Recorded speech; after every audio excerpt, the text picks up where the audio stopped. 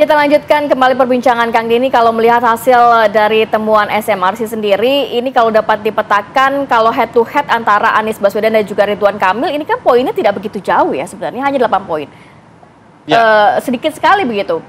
Ya, artinya sebetulnya kalau dua nama itu maju itu akan sangat kompetitif, akan ada persaingan yang sangat menarik begitu dalam memperebutkan suara masyarakat. Ya. Kita bisa melihat dalam lebih jauh, misalnya Ridwan Kamil itu bisa unggul di kelompok pemilih beretnis Sunda, di kelompok ibu rumah tangga. Anies sedangkan Anies dapat dukungan yang sangat kuat di kelompok misalnya kerah biru. Nah, itu akan sangat terus menarik kalau kita perhatikan seandainya itu terjadi gitu ya.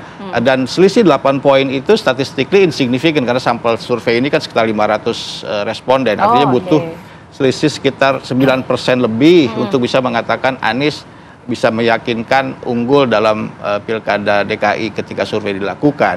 Itu artinya survei pun sebetulnya tidak bisa disimpulkan Anies memang unggul nih dari Ridwan Kamil, tapi tidak itu. Yang bisa disimpulkan adalah dua nama itu akan sangat ketat sekali kalau bersaing. Itu yang bisa kita tangkap dari hasil survei kemarin gitu ya. Cuma sayang sekali misalnya kemungkinan itu tidak akan terrealisasi. Tidak ada head to head begitu ya? Head to head masih mungkin, artinya tapi lawannya bukan dari calon dari partai atau Anies Baswedan mungkin tidak akan bisa maju, walaupun PDI Perjuangan tadi kita lihat masih berupa cari teman, tapi kelihatannya udah wassalam gitu ya, karena udah 12 partai, 12 itu termasuk yang nggak punya kursi loh. Jadi yang punya kursi kan nggak sebaik 12, Gelora nggak ada kursi, ada di situ semua. Tinggal PDI Perjuangan cuma 15 kursi, butuh 7 kursi itu tidak ada kesempatan untuk bisa memajukan calon di luar di luar Ridwan Kamil. Dan itu sebenarnya kita sangat sayangkan ya. Pada dasarnya demokrasi itu kan pada dasarnya persaingan putra-putri terbaik bangsa. Nah, ada kata persaingan di sana yang artinya ada tokoh-tokoh yang maju itu sebaiknya bukan hanya satu, bahkan dua pun kurang. Sebaiknya kalau bisa lebih banyak lebih baik di sana, karena itu ada kesempatan bagi masyarakat untuk bisa memilih yang terbaik. Nah, yang terbaik itu bukan hanya ketika dalam proses memilih, tapi juga dalam proses pencalonan. Masyarakat seharusnya dilibatkan, aspirasinya didengarkan, begitu ya. Sehingga yang terbaik itu bukan versi salah satu kelompok partai atau partai politik saja, tapi meluk masyarakat. Tadi saya sudah sampaikan yang mungkin sebaiknya yang ideal itu ada nama Anies, ada nama Ridwan Kamil. Idealnya versi Mas Denny seperti itu ya, tapi kalau kita lihat angkanya gitu ya. Jadi suara rakyat sebenarnya pengennya seperti itu. Publik Jakarta pinginnya paling tidak 3 nama itu dimunculkan lah, sehingga mereka punya yang kesempatan untuk melihat bertengger di 3 Anies, Ahok, kalau kita dan juga pakai RK mekanisme survei sebagai landasan untuk bisa menilai bagaimana publik memilih gitu ya. Baik, Bang Khalid, kalau melihat apa yang dikatakan oleh Kang Denny ini sejauh mana sebenarnya PKS mendengarkan suara rakyat, suara konstituen, melibatkan rakyat juga dalam proses pencalonannya begitu. Ini sepertinya kok agak berbeda arus dengan apa yang diinginkan oleh konstituen Anda begitu, rakyat lah dalam hal ini di rakyat Jakarta. Proses di Partai Keadilan Sejahtera, kita memiliki anggota-anggota dewan di DPRD Jakarta. Dan kita juga melakukan serap aspirasi pemilihan raya di PKS, menyerap siapakah yang akan kita dukung. Dan itu prosesnya sudah lama, itulah kemudian kita muncul di opsi yang pertama, yaitu Pak Anies dan kader kita, yaitu Bapak Sohibul Iman. Dan itu sudah kita deklarasikan secara resmi. Artinya kami sudah berikhtiar, sudah semaksimal mungkin, dan menjadi partai pertama yang mendeklarasikan di tingkat DPP ya, bukan di tingkat DPW. Dari proses dari DPW kemudian ke DPP, itu di bulan Juni kita sudah deklarasikan pasangan Anies dan Sohibul Iman.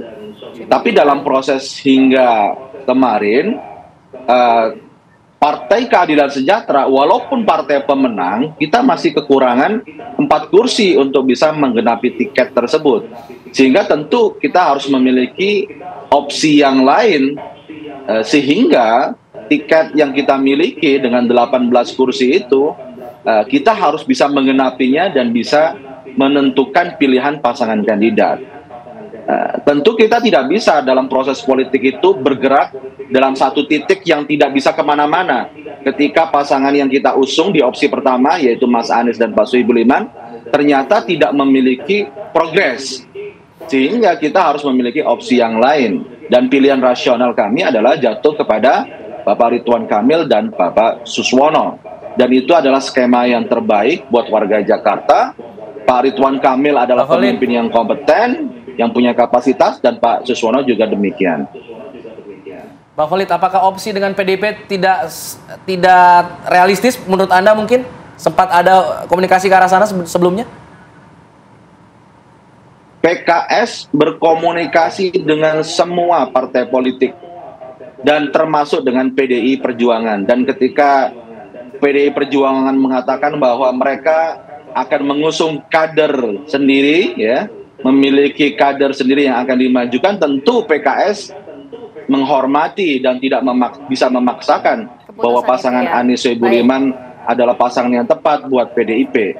Tentu setiap partai politik ingin kadernya maju dalam pilkada, dan PKS menghormati pilihan PDIP yang sudah memutuskan kadernya yang akan maju di pilkada Jakarta. Baik, Bang Khalid, lantas apa langkah yang diambil PKS melihat grassroots ini sudah cukup lama dari pilkada Jakarta, Pilpres, ini kan sudah bersama Anies, sudah lekat begitu ya PKS bersama Anies. Lantas bagaimana upaya yang dilakukan agar grassroots ini akhirnya bisa beralih kepada pasangan yang memang diusung oleh PKS, yakni Ridwan Kamil dan juga Suswono? Tentu prinsipnya adalah dialog, berkomunikasi secara jujur, secara accountable, secara bertanggung jawab, tidak ditutup-tutupi. Kami terbuka. DPP PKS sering menerima kedatangan para tokoh masyarakat, kepada tokoh agama, kemudian juga para relawan Mas Anies, mereka datang.